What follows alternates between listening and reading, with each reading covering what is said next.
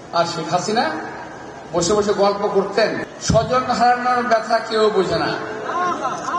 আজকে যখন আমাদেরকে এই জনি, ফরহাদ, সুজনের বাপ মা যখন তোমাদেরকে দেখে, একই বয়সের ছেলেদেরকে দেখে যে তারা বাইরে মিছিল করছে, মিটিং করছে, তার ছেলেটা নাই, তাদের কেমন লাগে?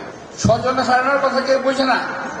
আপনি ৩,০০০ মানুষকে হত্যা করেছেন, ৩,০০০ পরিবারকে স্বজন হারা করেছেন, ৩,০০০ পরিবারকে স্ত্রী হারা করেছেন, বোন হারা করেছেন, ভাই হারা করেছেন। সুতরাং স্বজন হারানোর কথা কেউ বোঝে না, আমার কথা ভাববেন না।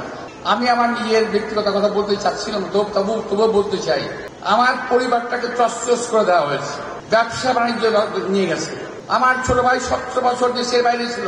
আপনাদের এলাকার যে প্রার্থী আফরোজা আব্বাস, সেও জেল খেলেছে, আপনাকে জানেন? সেও জেল খেলেছে, 1.5 থেকে 2 মাস জেল খেলেছে। আমি কতবার জেলে গেছি তার পুলিশ আপনারাই জানেন, আমি ভালো বলতে পারবো না, আপনারা ভালো জানেন কতবার আপনারা আমি জেলে গেছি। তো এইভাবে বাংলাদেশের প্রতিটি পরিবারকে তিলে তিলে বিএনপির পরিবারকে ধ্বংস করে দেওয়া হয়েছে।